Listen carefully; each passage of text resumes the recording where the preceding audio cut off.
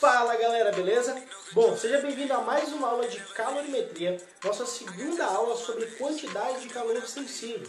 Dessa vez, nós vamos analisar as observações fundamentais em algumas questões, discutir um pouquinho o conceito de capacidade térmica. Então não sai daí e vem. Bom, pessoal, então vamos lá, dar continuidade aqui nas nossas aulas de quantidade de calor sensível. Agora o que a gente vai fazer é uma análise do sinal da quantidade de calor sensível. Você só precisa se preocupar com duas coisas. Primeiro, em analisar se o corpo recebeu calor, em outras palavras, sendo mais direto, se ele foi aquecido ou se ele perdeu calor, ou seja, se ele sofreu um resfriamento. Beleza. Percebam o seguinte, se o corpo sofreu um aquecimento, eu posso dizer, sem sombra de dúvidas, sem ter medo de ser feliz, que a variação de temperatura desse corpo ela é positiva. E como consequência disso, a quantidade de calor sensível também vai ser positiva. Como assim, Renan? Vamos lá então, pessoal. Preste atenção no que vai acontecer agora. Olha lá. Lembre-se que a quantidade de calor sensível, como nós vimos na aula anterior, se você ainda não assistiu, dá uma olhadinha lá, por favor. Ela pode ser escrita dessa maneira bem aqui, tudo bem? E é o único fator que pode alterar o sinal dessa belezura bem aqui é a variação de temperatura. Porque a massa e o calor específico são valores positivos. Então, se o ΔT for positivo, a quantidade de calor sensível também vai ser positiva. Então, Renan, fica fácil aqui. Quando o corpo ele perde calor, a variação de temperatura vai ser negativa e, portanto, a quantidade de calor sensível também vai ser negativa. Exatamente, o corpo ele foi resfriado. Ele sofreu um resfriamento. Um outro conceito, gente, fundamental aqui dentro é o conceito de capacidade térmica. Por favor, não confunda capacidade térmica com calor específico. Calor específico nós falamos na última aula. Recordo, por favor, se você ainda não viu, veja lá. A capacidade térmica, senhores, é o seguinte. Olha lá, para você nunca esquecer. Ela vai ser representada pela letra C, tá? Czão. E é a quantidade de calor necessária para variar a temperatura 1 grau Celsius. Claro que essa quantidade de calor aí, ela tem que ser sensível, né? Porque o corpo vai sofrer uma variação de temperatura. Galerinha, por gentileza, tome muito cuidado com uma coisinha bem aqui. Preste atenção.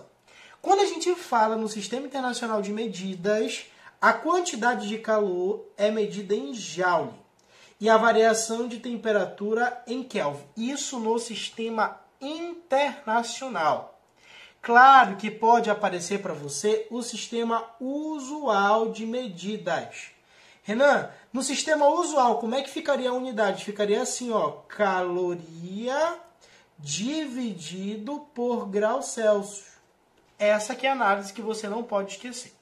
Posso fazer uma observação para você não perder algumas questões? Beleza, muito obrigado. Olha a observação que eu vou fazer, preste atenção.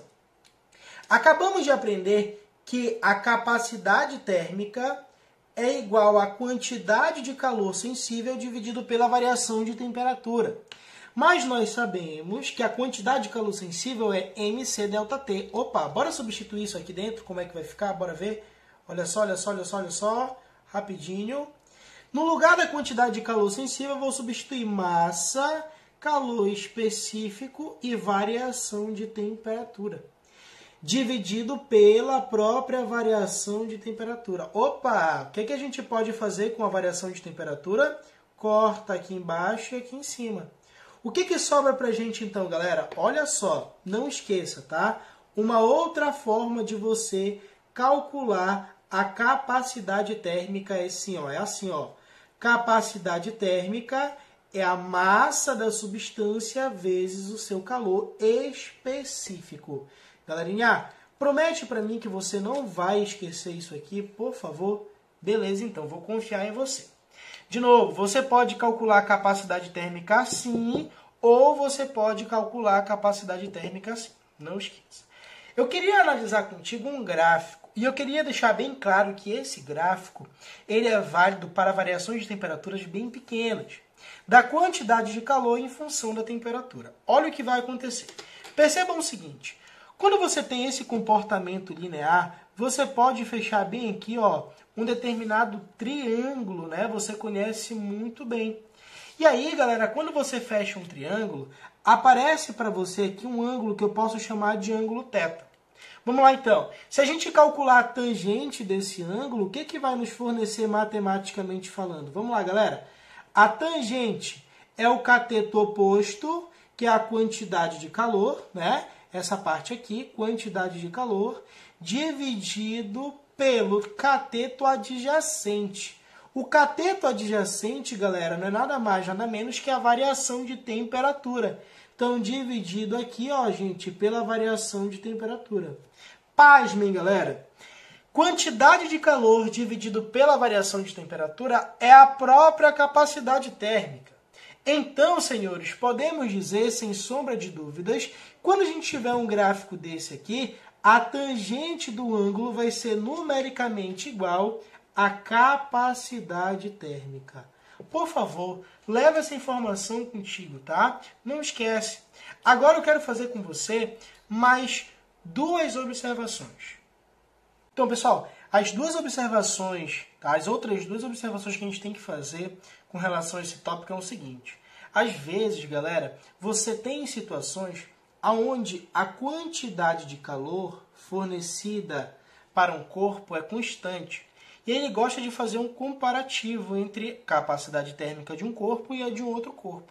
Aí olha o que vai acontecer. Se você pegar essa variação de temperatura e passar multiplicando aqui, você vai ter isso aqui, ó. Portanto, você vai ter que a quantidade de calor, que é a tua constante, vai ser igual a capacidade térmica vezes a variação de temperatura. O que significa isso, então? Significa dizer que você tem aqui grandezas inversamente proporcionais.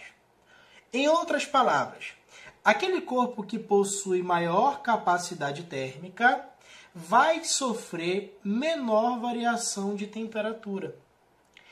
E vice-versa. Aquele corpo que tiver menor capacidade térmica vai sofrer maiores variações de temperatura. Muito cuidado com isso aqui. A terceira e última observação é com relação a um fator que de vez em quando aparece, que é quando a calorimetria resolve se juntar com a hidrostática.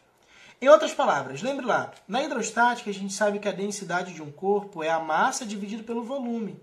Então, se a gente passar esse volume bem aqui, ó, multiplicando a massa, melhor, multiplicando a densidade, temos que massa é densidade vezes volume. Bora substituir essa massa aqui dentro. E olha como é que vai ficar, galera. Vai ficar assim, ó, presta atenção.